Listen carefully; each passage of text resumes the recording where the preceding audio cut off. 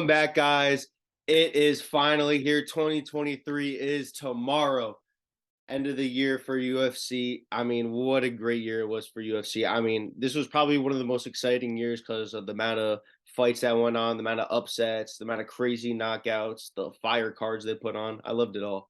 But but yeah, we're doing a little award show, if you want to call it. And yeah, we're gonna give out like Fighter of the Year awards, and we'll go through the whole list right now. And starting off first, we have male fighter of the year. We gave it to the pound for pound number one right now, Alexander Volkanovski, one of my favorite fighters. I mean, he what a year he had, and now he's gonna fight Islam. This is going to be a big test for him coming up soon. So, and now that's a fight I'm really worried about in 2023. But besides that, what a year he had in 2023 or 2022. I'm sorry. Yeah, I mean, he ran through the Korean Zombie easy, made it easy work for him. Then he goes out and he fights Max Holloway in a trilogy where people didn't know what to expect, because Max Holloway's so good. They thought maybe Holloway beats him. The second fight was so close, but that fight wasn't even close. He absolutely beat Max Holloway in every part of that fight. A unanimous decision. Max Holloway didn't win a round. It was brutal. Holloway's face was beat in. I mean, Volk Busted. had an amazing year, and if he beats Islam in February, I mean, Oh my god. Oh my god. Oh I don't my know how god. you can. I would start putting He this guy in my GOAT discussion. Not that's gonna. that's what I was about to say. And also, if he does beat Islam, does he start staying in that 155 division then and just not cut weight? What if he looks really good against Islam? He cleared out 145. I wouldn't be mad if he did that. That would be really I interesting. mean, wouldn't be mad, but next one, female fighter of the year. I mean, I really don't know how you have an argument on this one. Shang Lee. I mean, maybe you could argue Juliana Pena because of the Nunez win and how she was competitive with Nunez in the second fight. But at the end of the day, Shang Lee went out there. She knocked out Joanna with a spinning back fist, which was insane. Then she goes out in the title fight and beats Carla Esparza quick. She made it look easy. I mean, this girl is one of the best in the world. I mean, if she fights Rose a third time, I'd probably pick her to beat Rose. I really do. That second fight was super close. This girl had an amazing year, ends it off with the belt, MSG, bright lights, Madison Square Garden. You can't get any better than what she did this year. Yeah, I love Whaley. Huge fan. I love what she's doing. And yeah, there's really no competition for this one because Valentina had only one fight and it was a very close decision. And Amanda, she lost to Pena and then she got the belt back, but again she lost to Pena. Same thing with Pena, got the belt, big upset, but then lost the belt. So she's the only one really winning all of her fights, and she's the champion now. So there's really no debate here. Yeah. Next one, knockout of the year. I mean, you could give me some crazy. You could give me meatball Molly spinning elbow. You could give me I don't know. You could give me whatever you want. But why this happened, like the situation wise, what it was for, who the fighters were, everything was insane. I mean, you're getting the pound. What was he pound for pound or was it Volk at this time? Usman.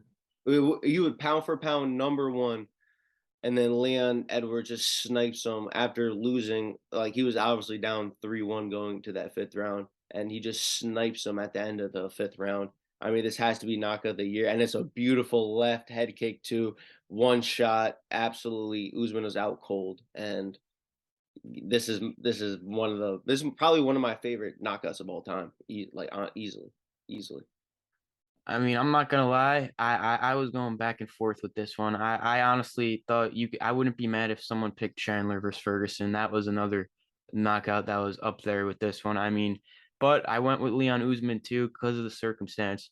Down 3-1, you're about to lose a title fight. Usman's winning, about to go break that record for like most wins in a streak or something he had, and he lands a head kick on Usman, pound for pound, headshot dead. The famous quote by Leon Edwards, and he slumps him. I mean, no one expected Leon to go out there and beat Usman too. I honestly, I couldn't find I many. did. I did. No, You you can't say did no. not. I did. No, you did I not. did. No, you I did didn't not. predict it, You but said it was I going to have be multiple. close. I You have didn't so pick many it. receipts. I have so many receipts. Yo. You Put said it down was in going the to be close. comments. Put down in the comments and make sure you put at KSMMA if I should release. I'll release it on Instagram. I will release receipts of me jacking that You Edwards would win this you fight. I didn't thought pick he was him. gonna. I literally said there's only one person in this division that can beat Kamaru Usman, and it's Leon Edwards, and that happened. I don't. I still think there's more than one that can beat Kamaru Usman in this I division. think I said in the did we do a prediction video? No, Oh, we should have. We should have. Leon. Should have. Leon. I would have said it in that video. Leon left the pound for pound fighter in the world sleeping, and that was insane what he did. I mean, props to Leon. Definitely knockout of the year. Definitely one of the best knockouts of all time. I mean, you can't get much better than that one. Yeah. And then fight of the year. I mean, this is a tough one. Go back and forth. I mean, Yuri Glover was up there. You got some crazy fights up there, but at the end of the day, Dustin, Michael Chandler, MSG, the bright lights. Whenever Michael Chandler fights, you know it's going to be crazy. Whether it was the Tony Ferguson fight, the Justin Gaethje fight, he always does something crazy. Even Dan Hooker, he knocked him out in the first round in his UFC debut. I mean, you don't find many people that do that. And this fight, you knew it had fireworks all over it. And Chandler almost finishes Dustin in the first round. Then Dustin almost finishes him. Second round's all Chandler, and then third round, Dustin finishes it. But man, back and forth, fans going crazy. What a fight! I mean, this was one of those fights like you were so excited to watch it, and the amount of hype behind it. It's like, oh, this is going to be such a huge fight, and you're like getting so amped up for it, and it delivered times 10. I was out of my chair the whole time watching this fight, jumping around my fucking living room, all of it. I was so happy watching this fight. It was such a brawl. It was a slugfest, and the way it ended for Dustin too, especially after getting clipped hard in that first round, and he just came back and won by submission. So this is easily fight of the year, and I'm not easily, but I respect it being fight of the year. But there's a lot of shouts you could give Gilbert Burns a shout against Hamza. There's a lot of so many fights you could put with this. Yeah. And then next one, we were here in person. ChaosMMA is when we traveled all the way to Long Island. Wasn't that far, but we went to Long Island, and this fight was insane in person, and it's also insane to watch too. I mean, Schnell, sorry, he got rocked so many times in that first round. I think he got dropped. I don't have the exact stats, but he got dropped at least once, and in the second round, I know he got dropped again. But he was getting tagged up really, and then he comes back, gets the rocks him, and then gets the takedown, gets on top of him, ground and pound, and then just ends up finishing him with the submission. So I just thought this was a great comeback after getting brutally beat on for pretty much a round and a half. Nah, I remember this fight in Long Island when everyone was going crazy when he gets him on the ground, starts pounding him. The arena was going crazy. I mean, Matt Schnell, I think, was like a plus 200 underdog too. Mhm. So Yeah, and he was a huge underdog. That's the thing too. He's a huge underdog coming in here. I mean, it's not like no one expected him to win this fight, but he went in there. He took the early storm from this guy and he took him down, landed the elbows. There's this famous picture of him getting up. The guy's all bloody. I mean, he came back from this. This was a great comeback. I mean, there's definitely a lot of comebacks you could put, but I think this one just because it was crazy. I mean, maybe because we were there, we're a little biased towards it, but still, at the end of the day, if you were there, you would have seen how crazy it was just to see in person. I mean, I what a mean, comeback! just watch the fight, and you'll see how Yeah. crazy it is. It was that whole round was crazy. We posted a video of it. So next we got most improved fighter of the year, and I got to give it to Marlon Cheeto Vera because I really didn't even know who this guy was until that Sugar fight, and then he comes out there, beats Sugar Sean, and then goes out there, loses to Jose Aldo. Okay, goes out there, gets a win against Grant, goes out there, beats Frankie Edgar in decision, goes out there and beats Rob Font in decision. I mean, this guy's improving. His kicks are getting better. I mean, you saw the kick. You see the picture right here when he literally, oh, it was a beautiful kick right to Dominic Cruz's face. I loved it. And this guy's just getting better. His striking's getting a lot better. He's really good on the ground. And I think him and Sugar need to fight next. And easily the most improved fighter of the year for me. I mean, Cheeto Vera. I mean, this guy is scary. I mean, what he did to Dominic Cruz and his Dominic Cruz's nose when he got up, it was all messed up. He really he hurt that guy bad. I mean, now he's fighting Corey Sandhagen in February, I think it is. So that's going to be an interesting fight. But what a year he had, getting all those wins, beating Dominic Cruz in his own arena. Basically, he is from San Diego. He Mm-hmm. was losing early, but that's what Cheeto Vera does. He takes the early rounds down and he kind of fields you out. And then once you got to feel of Dominic Cruz's style, it was over from there because Dominic didn't know how to adjust to Cheeto's kicks, and that kick landed, and Cruz was done. I mean, what a year for Cheeto. You can clearly see the improvements, and that's why Sugar versus Cheeto is so interesting His because, cardio has gotten so much better too. yeah, That was a 5 round fight. Like he's lasting longer in these 5 round fights, and he's looking better when the fight goes on. Kind of like Nate Diaz, Colby, all these other fighters with good cardio. yeah, I mean, that's why him versus Sugar is so interesting because they're both gotten better since that first fight. And Cheeto, you can definitely see the improvements. What a year it was for him. And I think he's gonna have another good 2023 starting off with Corey Sandhagen. Fighter on the rise, Mohammed Mokaev. I mean, this guy came out of nowhere. He signed with the UFC in March. He fought on that London card. And remember, we had the beef with Cody during all fight week. You know, everyone wanted him to beat Cody because there was a lot of stuff coming out about Cody. And he submits him in the first round, domination. He's a flyweight. This guy did it. Then he goes out, he fights Charles Johnson, unanimous decision win. I mean, yeah, unanimous decision, but he showed all his skill set, takedowns, mixing it in with the striking. This guy is legit.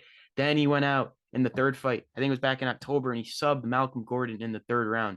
You know, guys thought a lot of people were saying maybe Malcolm Gordon could pull this off, but Mohammed Mokaev, man, this guy's winning, winning, winning. He's active too. This guy's only gonna go up from here, and you got to talk about this because he's in the flyweight division.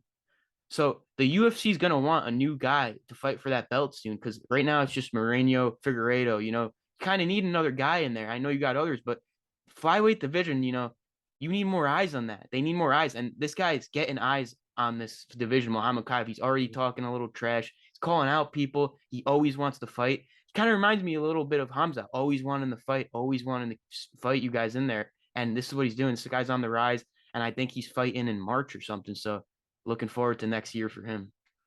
I mean, yeah, you just gotta look at a couple of videos of this guy's highlights and watch a couple of his fights, and you'll immediately become a fan. His fight style is so fun to watch because he has great striking. Once it hits grappling, he's all over you. He's like a snake. It's just so fun to watch. I mean, he started off the year with a really good guillotine choke or early on. What was the first round? And then that was great to see. And then he goes on, gets a very clear unanimous decision and then goes on again for the third fight of his year and gets an armbar at the end of that third round. So he's looking really good, and he's bringing a lot of hype to this division. And I'm really excited to see what he does. And this guy's fights are really fun to watch. They're really fun to watch, Yep. and it's high pace. It's very high pace. Yeah. Submission of the year. I mean, it's tough one. This is a tough one, you know, because there's not a lot of crazy submissions, but just the circumstance. Now let's run it back to June. Yuri Prohashka versus Glover Teixeira. I mean, I had this in contention for fight of the year too. I mean, if you're picking this for fight of the year, I mean, I wouldn't be mad. But Yuri's down 3-1 going into the fifth. Like, if he doesn't knock this guy or submit him, he's not getting that belt. And I think with less than a minute left, Yuri pulls out the submission, and I will never forget that because I remember we It's had crazy. I had a parlay riding on Yuri, and when he submitted him, I went wild. To pull it out with less than a minute left, to submit Glover Teixeira. I mean, when everyone was picking this fight, they all said Yuri by knockout. I didn't really see anyone picking him by submission, but what he did, the circumstance, down 3-1, fifth round to get the belt, this has to be my submission of the year. Yeah, and so submission of the year. This, again, like submissions is very hard because I feel like knockouts are easier, but submissions it depends. Like, do you want to go for the crazy submission? What was the craziest submission of the year? What was the best circumstance? Because you could say Islam against Oliveira could be submission of the year because it was such a big fight against probably the two best fighters in the world at that time. Yeah. But it was just it wasn't a crazy submission. You know what I mean? It was just a choke. So, but this one you got to give it to Yuri because it was an insane fight, and with like what 30 seconds left, and at the end of the fourth round, he pulls it off. And honestly, I thought Yuri might have been losing that last round. I thought Glover might have went on to win decision. I don't know. It's very debatable, but he secured it with that submission. So I'm not mad Yeah. at giving him submission of the year. Event of the year. I mean, we have to give it to UFC 281 at Madison Square Garden. Adesanya versus Pereira. I mean, especially this main card and the whole card in general had so many finishes. I think one of the records was for most finishes on the card. But you started the main card with Frankie. his last fight in the UFC, and like everybody was rooting for him, and the way he went out, oh my gosh, it was not good. Gutierrez really put him away, and that was a big knockout. And then next fight, I mean, again, we just put it as fight of the year. It was Gaethje and Dustin. They were going at it, insane fight. And then you got Carlos Esparza, Whaley, again, fight of the year, Whaley on it, insane. And then the big upset, which I hate, which makes me sick till this day, Izzy lost to Pereira, and I have a lot of thoughts about that fight, but I'm not gonna talk about them right now. But that event had everything. It had upsets, it had insane fights, it had all the finishes you wanted, had excitement. It was the last like good pay per view of the year, in my opinion. Yeah, I mean, from start to finish, there were a lot of finishes. The prelims had finishes, the main card had finishes, and just the way this ended. Izzy was up 3-1 going into that fifth round, and Alex Pereira, his corner said, "You got to get this damn knockout. You got to go out there and get this." I mean, they said a lot more, more intense words, but and Alex went out there. He put the pressure on Izzy in the fifth round. He came forward and he landed the left that he needed to land. Ended this Yeah. night with a bang. Started with a bang. Pretty sure the first fight was a finish, if I'm not wrong. But yeah, Chandler, Dustin, you got. I mean, I could put Alex Pereira is another one. I mean, this fight was definitely up there. In the fight of the year, it's not obviously top three, but it's definitely top five. This was a good fight. I mean, definitely So could be up there. so let me ask you this. So now we move on. Great year for UFC. We love it. But I just want to ask you this, because do you think 2023 will be the year of redemption? Redemption for Usman, redemption for Israel, redemption Figgy and fucking Moreno. Moreno. Do you think it's redemption time this I year? I think Moreno is gonna lose. I think I don't have a prediction on this fight yet, and I think Usman's gonna beat Leon, but part of me is worried for Usman because it's in Leon's home turf, and that environment's gonna be crazy. But and I'm worried. I don't know, but I'm picking Usman because I can't go against him.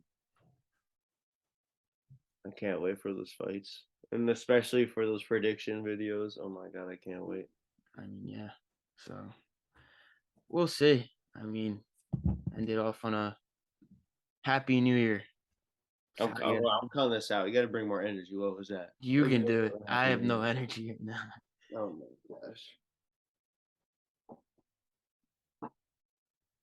Anyway, guys, thank you so much for watching us. I mean, we grew so much this year. We had so many people on this year. We had John Anik to going to Long Island getting content, from going to Madison Square Garden. We had so much good times this year. We're just growing every year. Thank you guys for watching our content and everything. And hopefully 2023 is even better than this year. And I know.